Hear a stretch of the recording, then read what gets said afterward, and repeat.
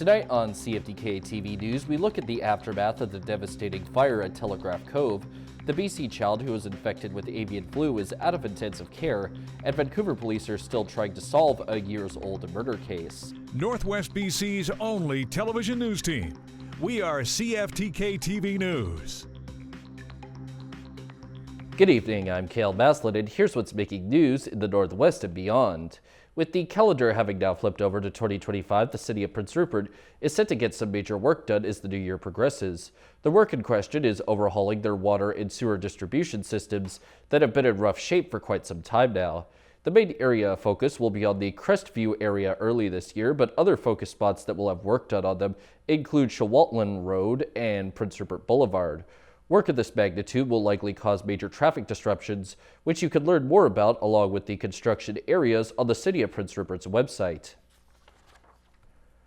Northern Health recently sent out a notification that gave out the details on the first baby that was born at Terrace's relatively new Cassian Hospital in the new year of 2025. Although Northern Health will not be making a formal statement on this event since the birth didn't happen on New Year's Day. At 6:26 p.m. on January 2nd, a brand new baby boy who was named Maverick Parnell can lay claim to being Terrace's first newborn of the new year. Maverick's parents are Terrace residents who go by the names Annabelle and Hennessy Parnell, and Maverick also has a big brother named Rexton. On the last day of 2024, a fire destroyed much in the Telegraph Cove, but despite that, there is still optimism and a sense of togetherness in the community. Residents are now setting their sights on long-term supports to restore the North Island's crown jewel to its former glory. Adam McMillan has more information. 2 days after a fire, the scenic community of Telegraph Cove is marred by the charred bones of buildings and boardwalk. I just came down to see what's left. The whole museum is gone. So is the pub, cafe, heritage home, and staff housing, which stood here, drawing tourists from around the world. Telegraph Cove is not just our home, it is our life. Mary Boroman is the director of the museum, the Whale Interpretive Center. It had several marine mammal skeletons, all effectively cremated by the flames. We have a few little treasures that were here at home that did not get destroyed in the fire, and we will rise above the ashes. She and other community leaders are already planning to rebuild and reopen. Today we're feeling extremely optimistic with a tremendous amount of hope and encouragement from all over the world. Some of that encouragement is coming from the mayor of nearby Port McNeill. I suspect with some good hard work that will be up and running for this summer, and it won't be a huge economic cost to the area because it is a huge employer down there. In a statement shared online, Telegraph Cove Resort co-owner Marilyn Graham says her phone is ringing steadily with messages of support and community members checking in. She says she appreciates every message. I have nothing but confidence that they will do their darndest to get it back into the place it was. Directly back from it was where our entrance was. Matt Oakart lives here and works as the winter caretaker. Coming down yesterday, I just kind of went out to the dock and sat and kind of cried for 20 minutes. A collective grieving paired with collective hope. It's going to be a different season, but I think that we'll still be able to have a decent one. Fire investigators are at work trying to determine what started the fire. Anna McMillan, CTV News.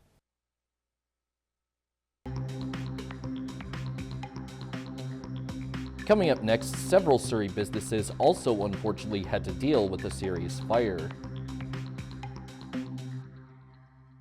Welcome back. The new year got off to a devastating start for several Surrey businesses as New Year's Day saw massive flames rip through a strip mall in Whalley. As CTV's Abigail Turner reports, the damage is extensive. A devastating first day of 2025 for business owners of this strip mall in Surrey. Just thick black smoke billowing out. Destruction as a massive second alarm fire tore through this building just after 10:30 on 135A Street. Maureen Price noticed this terrifying view outside her apartment window. When I noticed the flames, they started shooting out of this side of the building. Massive flames. The impact now felt by those who worked in the building, including a community services center. A lot of people will be denied our services, and we're just a non-profit organization that is just starting up, and this is going to be a great loss to us. A tea house, a counseling center, and a restaurant were also destroyed. We have lots of computers, a lot of food items in that office, and I'm sure that is all gone. 7 fire trucks and more than 20 firefighters worked into the night. Luckily, no injuries were reported. There was tactical challenges with this fire due to a broken gas main at the back of the building. The damaged gas line caused crews to call in Surrey police to investigate what could be a criminal aspect. You've got impact to a counseling services building as well as 2 restaurants. I'm sure that there's going to be damage to all 3 of those businesses. The bulk of the fire and the blaze seem to be located more in the counseling services area. Late this afternoon, Surrey police tell me they're no longer investigating as they believe there does not appear to be any criminal involvement. A relief for those in the area, but still few answers into exactly how this fire started. Abigail Turner, CTV News, Surrey. It's been 3.5 years since a young man from New Westminster was stabbed to death outside a Vancouver house party, and no one's been charged. Police do believe that they know the killer's identity, but they also happen to believe that he's being protected by 3 people who may have seen what happened. Vancouver police have since directly appealed to that trio. CTV's Shannon Patterson reports. Louise Sines was 24 years old, working construction and taking classes at BCIT when he was stabbed to death outside this Vancouver home on July 10th, 2021. Louise was very much loved by his family. He was not involved in any criminal activity, and he certainly did not deserve to be killed. The young man from New Westminster was killed leaving a private party at the rented house during an altercation with 4 fellow partygoers on the driveway. The group left, walked away, and Louise, fatally injured, collapsed on the ground. Police say they've identified the 2 men and 2 women involved in that deadly altercation, including the alleged stabber. The suspect is now in his early 20s. He has been identified. He was taken into custody. He was arrested. But Crown Counsel told investigators they don't have enough evidence for charge approval, so the suspect walked. Unfortunately, the 3 others have chosen not to cooperate in this investigation. We believe those 3 people are key witnesses that have first-hand information that could help us solve this case, and their lack of cooperation is impeding this investigation. On Thursday, police made a direct appeal to the man and 2 women who they believe are covering for a killer. There may be people who were motivated at the time to protect the person responsible and to stay quiet. We know that those loyalties and relationships may change. In fact, we're hoping they have, and that those people may be more willing to come forward now. Police want the suspect and the 3 witnesses to know this is never going away. We've shown through other cases, decades later, have been solved through whether it's a person coming forward with information, it's reevaluating evidence, it's advances in investigative techniques that have helped us solve cases. So this investigation will continue until we have all of the answers that we seek for Louise, for Louise's family, and for his loved ones. Shannon Patterson, CTV News, Vancouver. The BC teen who became the first critically ill child with avian flu is no longer infectious and is out of intensive care. Details of the girl's case are being closely scrutinized by the North American medical community as they watch for the virus's spread. Penny Daflos has more details. BC Children's Hospital is where Canada's first critical avian flu patient spent her Christmas. The 13-year-old girl nearly died in November and spent weeks in the ICU. She's now doing much better. No longer needing oxygen support or other respiratory support, not needing the renal support, the kidney support. So she has recovered from the critical illness, but anytime somebody is that sick in the ICU for that long, the road to recovery is generally a longer road. The details of the patient, including her history of asthma and being overweight but otherwise healthy until she developed fever and pink eye, are now being reviewed by doctors across North America during a surge of avian influenza cases in the U.S. There, H5N1 has spread from birds to other animals and has been found in raw milk and cat food.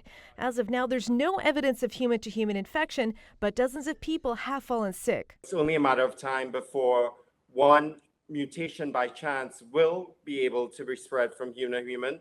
We don't know when that will be, but certainly the train has already left the station. On Wednesday, avian influenza was found in another poultry farm in Abbotsford, and the Canadian Food Inspection Agency says it's now undergoing decontamination for the outbreak. The girl's infection is the same type found in wild birds in the Fraser Valley. H5N1 has been around now for decades and was first detected in the 90s. And unfortunately, there have been numerous pediatric cases, and in those, mortality has been close to 50%. And so it is a severe disease, and it can be in children. Keeping your family and pets away from sick or dead birds is the top advice, as is getting an updated flu shot. And if you're feverish with flu-like symptoms and have been near sick animals, make sure to tell your healthcare provider if you go to a clinic or hospital. Penny Daflos, CTV News, Vancouver. And now we take a look at both your nightly and weekly weather forecast. The nightly forecast projects for the north coast to deal with partly cloudy conditions and a low at -1 degree. The Terrace-Kitimat area is supposed to get partly cloudy conditions as well, while the low sits at -8 degrees, and the Bulkley Valley and Lakes district should be just cloudy and see an even lower low at -14 degrees. And in the weekly forecast, the north coast is expected to see mainly just clouds with possibly a little sun mixed in, while the high moves from 3 to 8 degrees.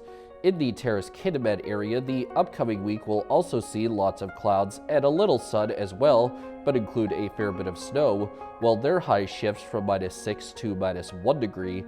And in the Bulkley Valley and Lakes district, the week for them will include a little more sun, but still mostly snow and clouds outside of that, with their high bouncing from -10 to -2 degrees. Checking out the highways now, visit Drive BC for the latest and up-to-date conditions, and as always, drive safe out there. On Highway 16, there is slippery sections, utility work, blowing snow maintenance, and the Esk Ferry has been shut down for the season with the cable car now in effect. Highway 35 has slippery sections, and Highway 118 has some slippery sections too. Highway 37A has some more slippery sections. 37A also has slippery sections, some slushy sections on the Nishka Highway, and the Telegraph Creek Road has slippery sections as well. And this is what the roads were looking like this afternoon around the region from the View of the Province's highway cams.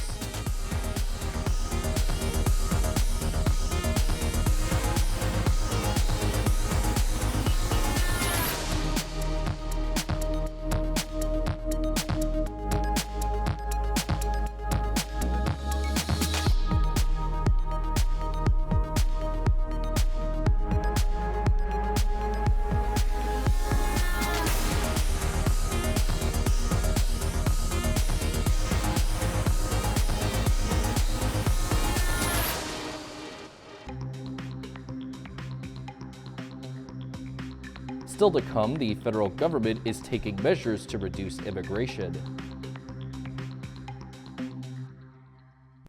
Welcome back.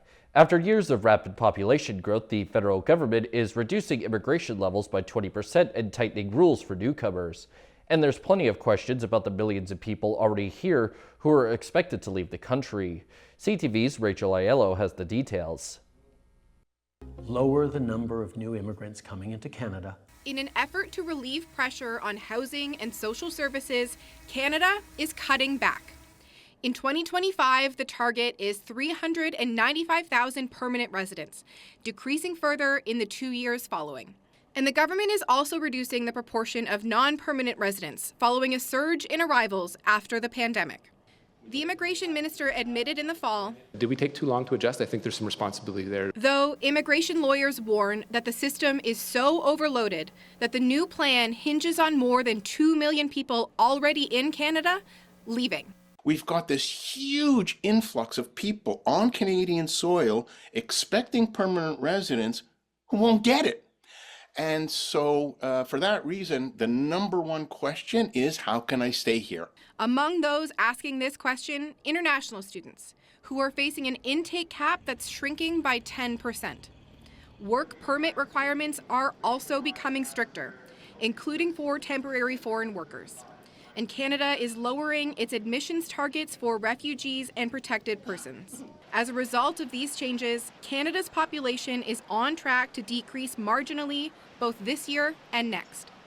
But with U.S. President-elect Donald Trump's mass deportation pledge potentially leading to a surge in asylum claims, this country could face new pressures in the months ahead. Whoever does come to power in Canada in 2025 is going to face a huge immigration challenge on day one.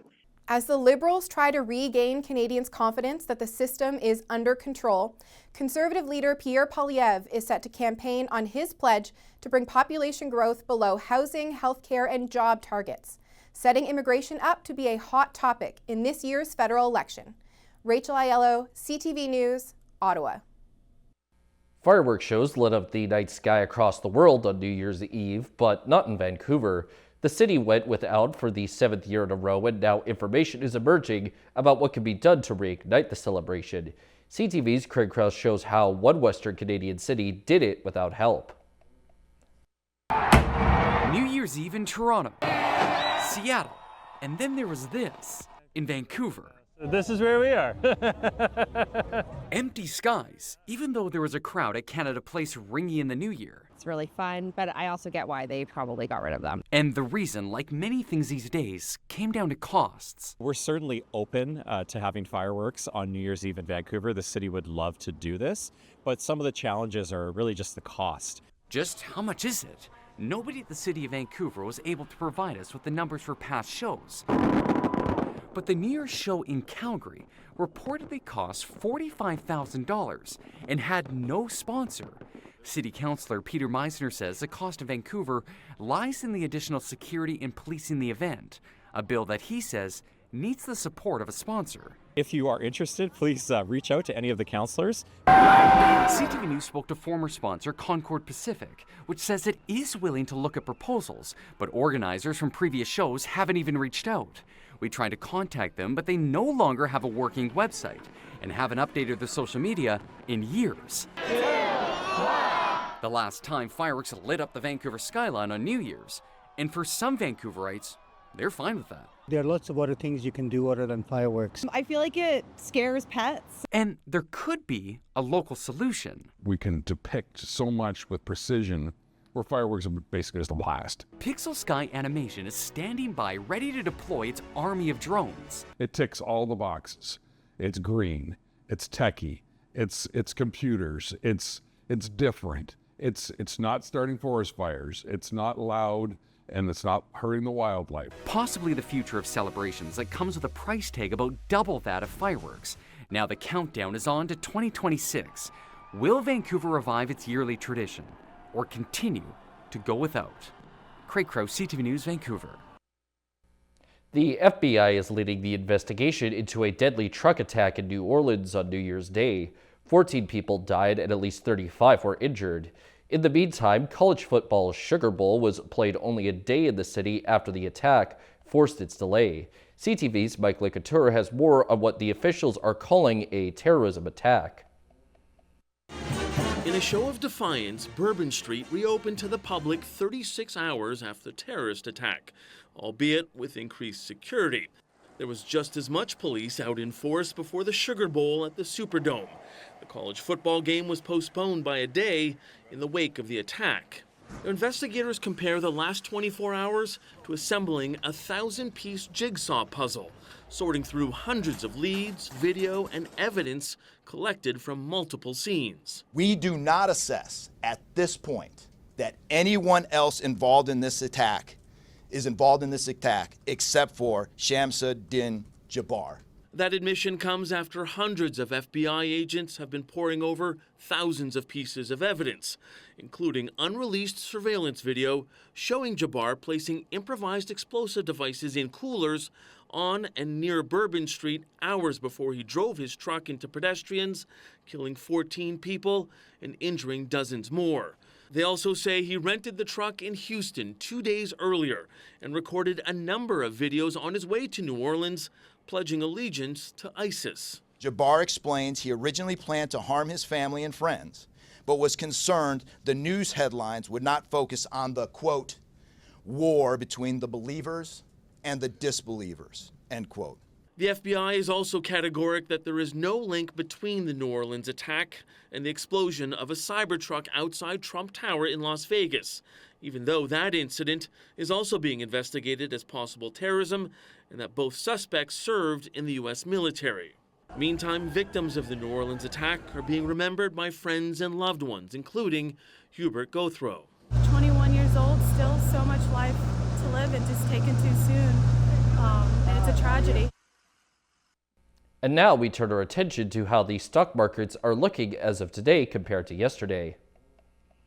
The Canadian dollar is down 0.12 of a cent, the price of gold is down $14.30, oil is up 83 cents, natural gas is down 31 cents, aluminum is up $19.50, in Toronto the TSX is up 175.51 points, the Venture Index is up 5.94, in New York the Dow Jones is up 339.86, and Nasdaq is up 340.89.